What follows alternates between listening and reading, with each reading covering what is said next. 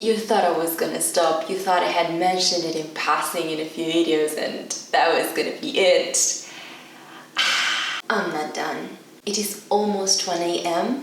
I should be sleeping, but I'm not sleeping because I decided that I could wait no longer, even if I am sleep deprived, even if it has been some time since I listened to the book and I watched the show, even though I have not prepared anything of what I'm gonna say in this video.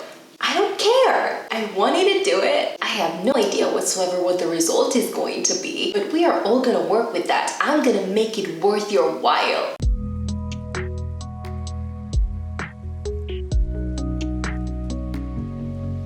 Hello everyone and welcome back to my channel. I am Fran. This is Franuk in the pages, and today I am going to just rant and just talk, but like with no order or structure or who knows what, about an incredible book that is one of my favorite books of all time. I listened to the audiobook for the first time in 2020.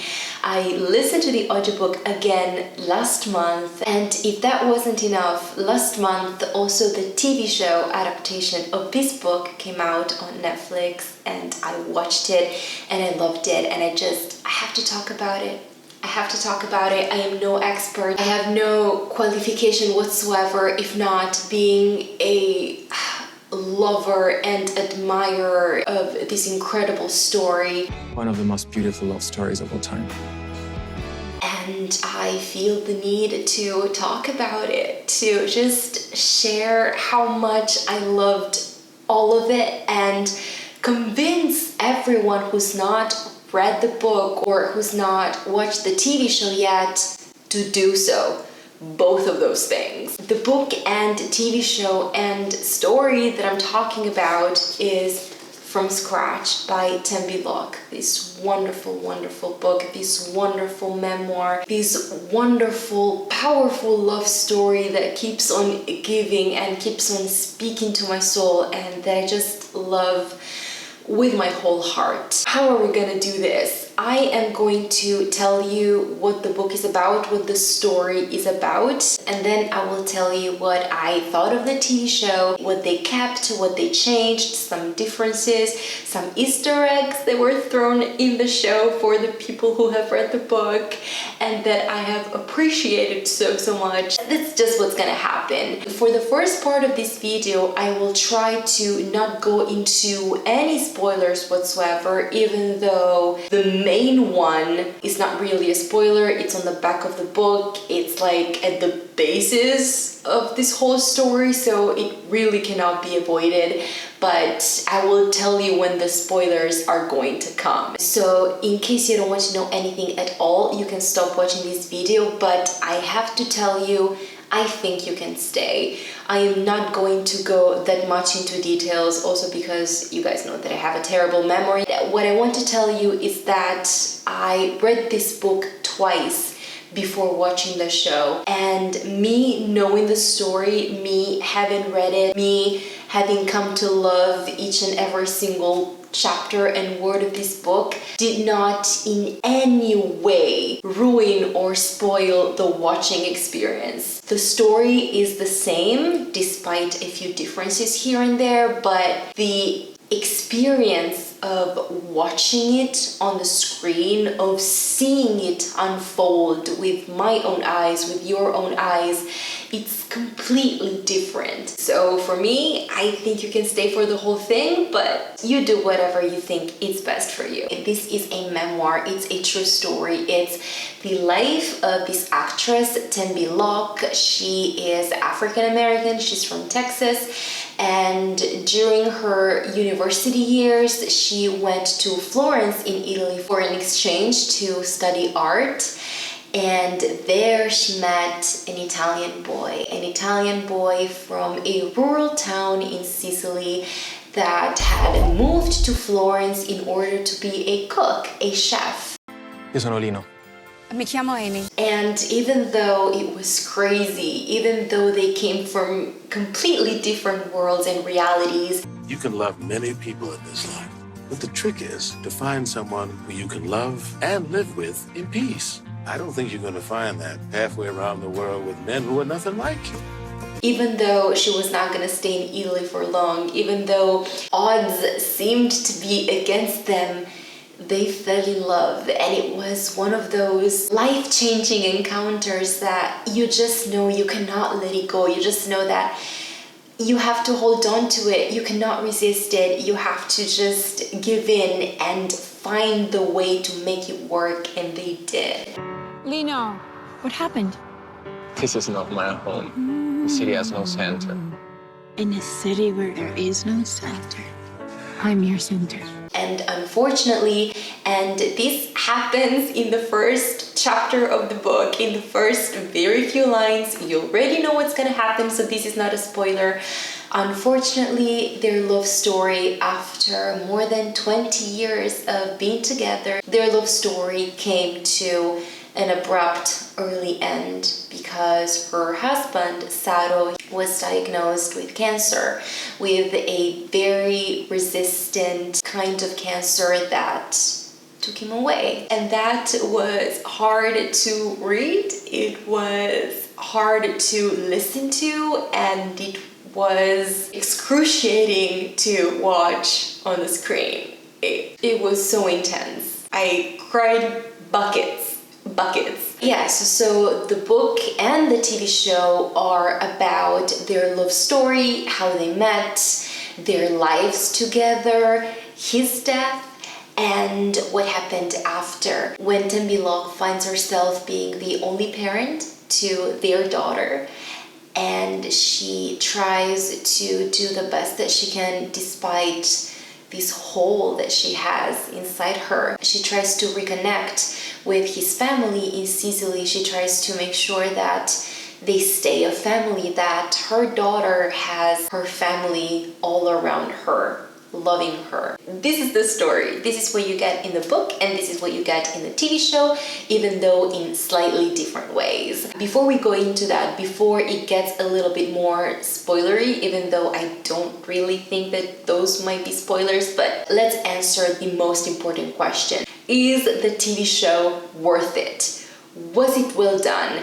Did they do justice to the book? Did they do justice to the story? And the answer is absolutely yes. It was incredible.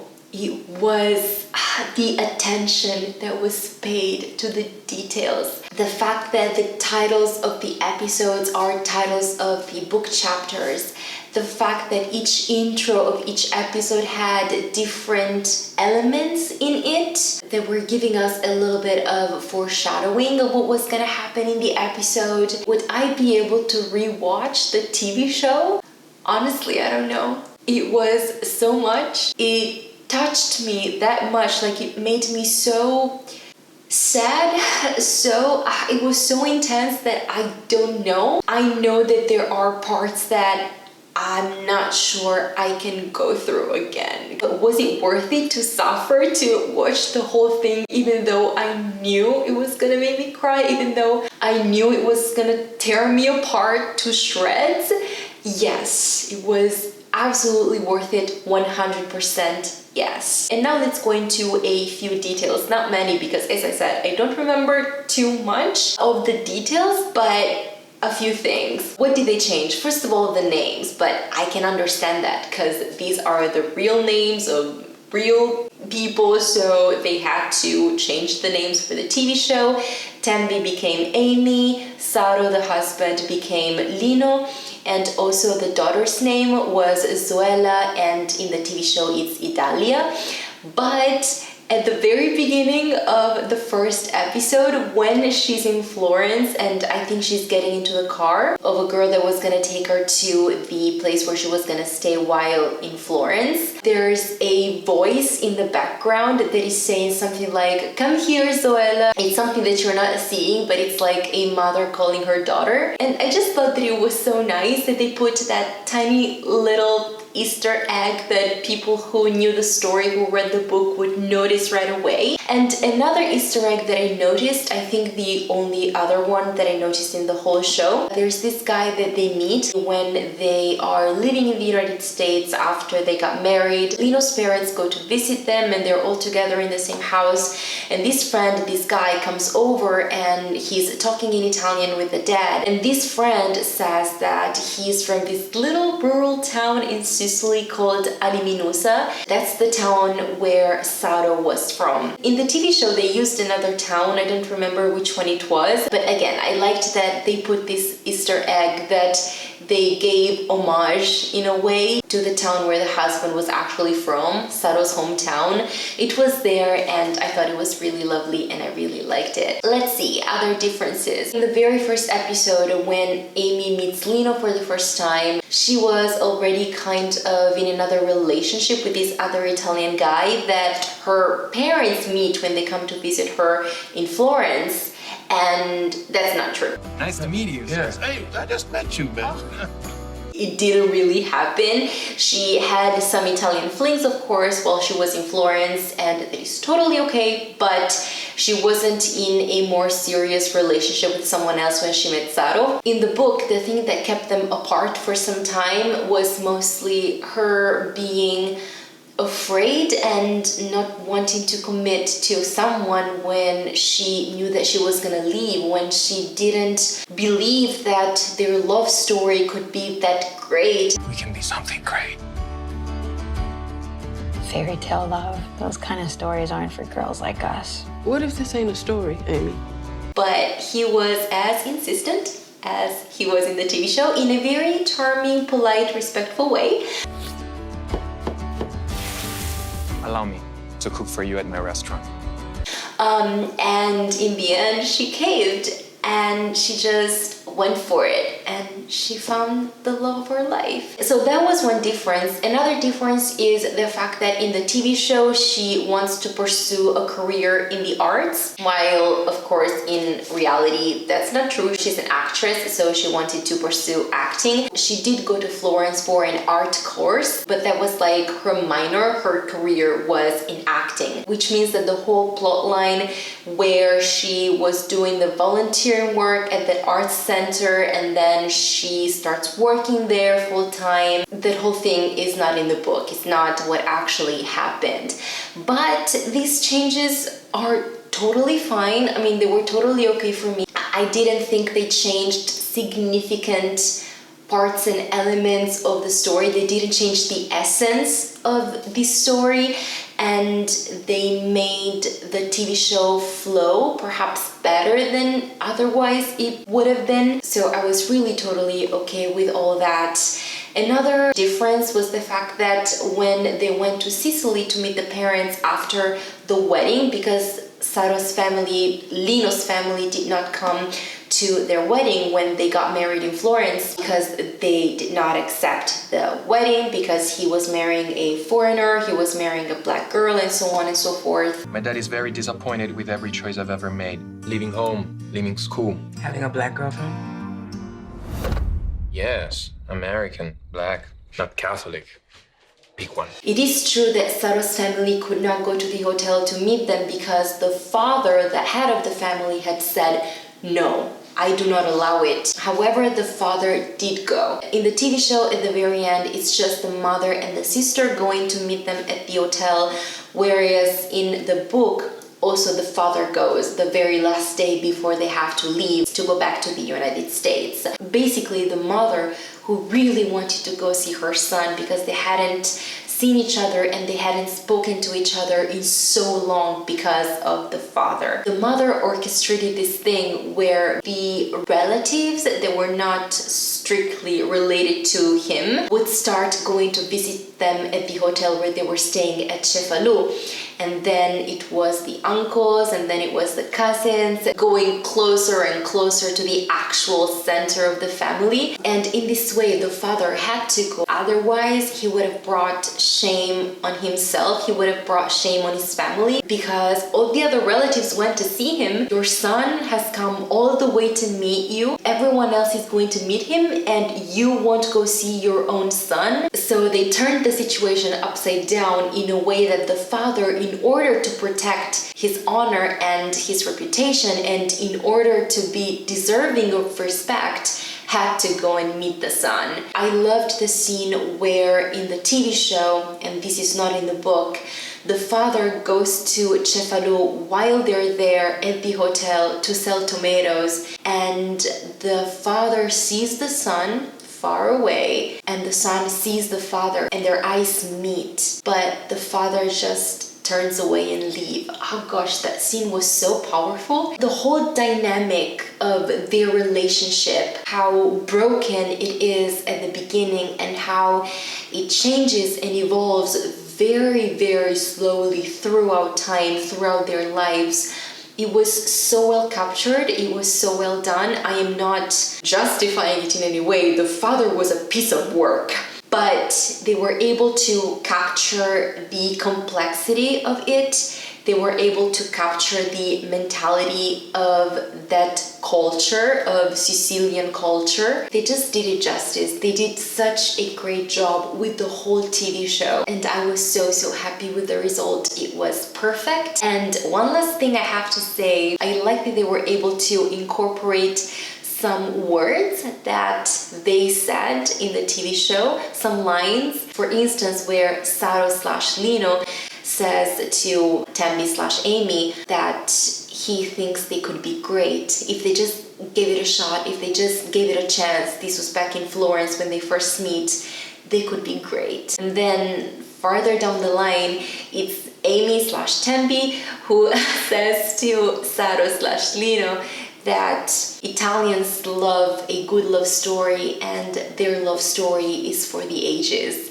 This line is just the same as it is in the book, and the way it was said, the way it was brought into the TV show, it just gave me the chills. It was so fantastic. It was so perfect. Italians love a good love story, and ours is for the ages. I loved everything about it. And the last thing that I have to say is that I was so happy with the casting. Zoe Saldana just gave it all. She was incredible in every moment, in every scene. After Lino dies and there's that scene in the bathtub where she's just breaking down, she's just crying because she's in so much pain. She can't breathe, she can't do anything, she doesn't know what's going on, she's just bawling, she's just desperate. It was so intense. Just thinking about it makes me want to cry. It was so intense. I don't think anyone else could have done it. I don't think anyone else could have achieved what she did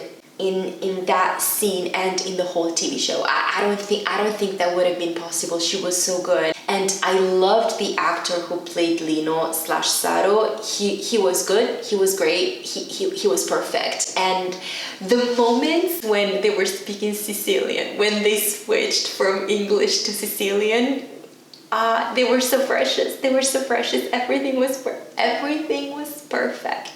Everything was perfect. I loved the Italian actors that they chose to play the characters. I loved everything. I have nothing else to say. It got to the point where I don't have anything else to say besides it was perfect.